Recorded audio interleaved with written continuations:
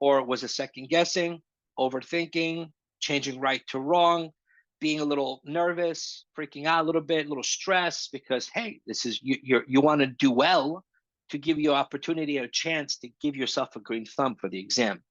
And this is what happened, right? The first block, she scored lower. The second two blocks, she scored higher. Overall average was a 63, let's say.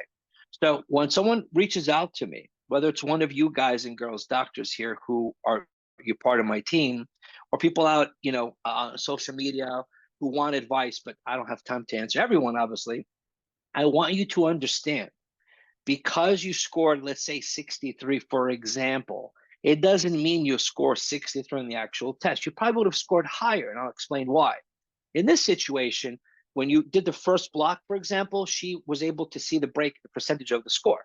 So that affected her next two blocks, A. B, the first 5 to 10 questions of every brand new assessment you do, typically you're now warmed up. So I've said this a million times, I'll say it a million more times.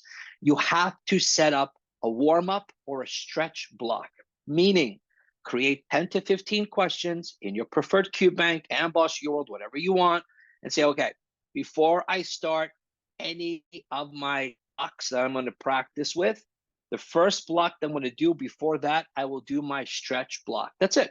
So clearly, after a couple of times, you're going to get 100%. The point is not to get a score of 100% because you've been doing those questions over and over again. It's to get warmed up, because I don't know about you, but if I had to sit now and start my block, I'd probably take some time to warm up, to get in my zone, right? Okay. But on exam day or diagnostic day, when you're trying to figure out, will you take the test or extend it, it's stressful. And the first 5 to 10, even 15 questions of the first block can be very, very crucial. So I've seen hundreds of doctors, which then I brought this to their attention, and they changed and they got better, they improved. But many of them go, yeah, man, the first block, the first 5, 10, 15, man, I was tired, or I wasn't in my zone, or I was getting nervous. I'm like, okay, so common sense for me is, instead of sacrificing those 10 to 15 questions in the first block of your diagnostic test and or actual exam, why don't you put that into your stretch block? Just like when you go run, if any of you are athletic and you go run or exercise, typically you want to stretch, because if you just start running, you might get cramped up, right? So this is what I would suggest all of you to do when you start setting up diagnostic tests to dictate what your future will be with your exam, because it would be sad, like in this individual's case, I'm pushing her forward because I know she can do well.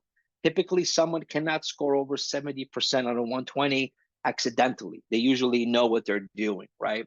It's just when you get nervous, when you freak out a little bit, when you're doing block by block and you see the first block isn't going well, then you're like, oh, I should just give up. And that's what upsets me, because I care for you all. And I can tell you there's countless stories that I have personally of doctors that I know could do well. It's just you have to know it here and here versus, hey, man, I'm going to pass. Yeah, but your scores are 45% consistently.